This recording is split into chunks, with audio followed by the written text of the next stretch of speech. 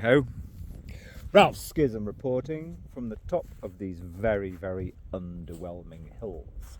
It can't even bloody snow properly. I mean, I bet the Londoners are all packing their crampons to come up for a walk up here. Right, now, I met a wonderful man. This is going to be 4 minutes flat. I met this wonderful man, completely innocently like me, 15 years older actually.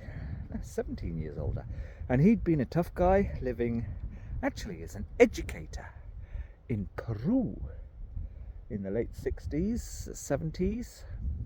Magnificent man. And we stood in front of, well, if I say the most romantic place in the world, romance is one thing, but there's a church down there which just gave an initial story for R.D. Blackmore to write the book Lorna Doone around, and I would recommend anybody watches the 1976 BBC adaptation of it, because it's truly wonderful.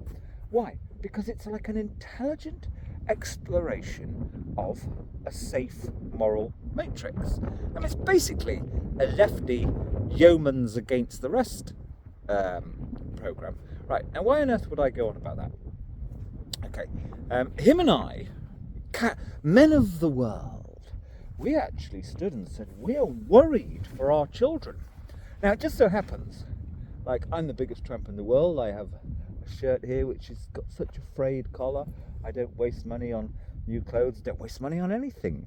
So that for the last, certainly 15 years, 20 years, I've had time to occasionally study the politics. Now, we all hate politics. Yes, I know that's the problem.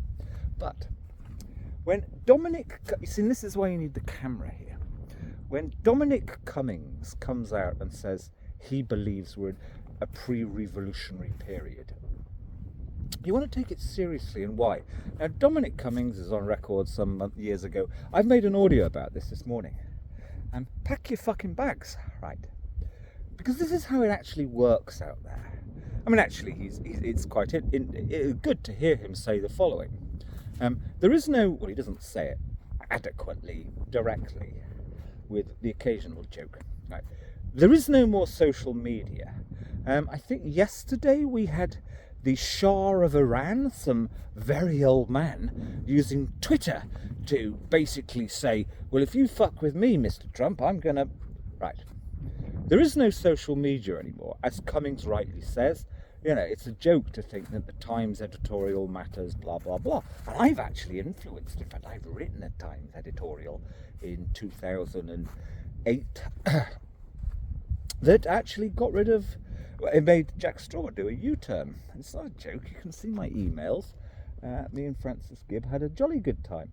Right, here's the point. The point is this. You see, this is the way it works. Somebody like Cummings, he isn't isolated. He was on the record a few years ago of like being a bit of a fan of Ayn Rand, as is the most revolting man on the planet, Mr. Steve Bannon.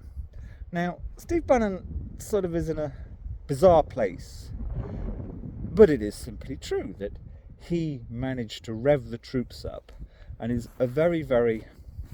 he is one of the reasons why Trump got through, and Steve Bannon was his kind of cheerleader. He was the kind of intellectual, it's almost division of the Trump movement. But Steve Bannon also is on record saying he was, probably still is, a bit of an Ayn Rand fan. Now, here's the way it works.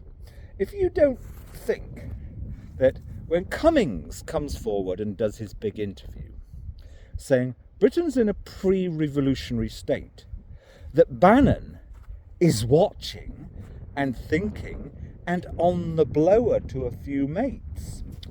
Cummings, one of the genuine powers, or rather the public voices who somehow does matter.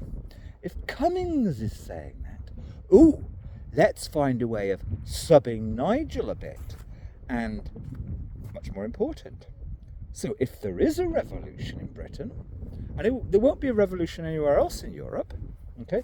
If there is a revolution in Britain, can we get BlackRock in? Can we get our buddies in the American, well, the deep state is, it's all the bourgeois state.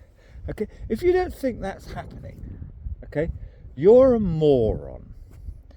And the more that happens, the more people like Bannon behind the scenes are pushing their mates in America and in other places in Europe, saying, well, Cummings says Britain's toppling, or could be toppling soon.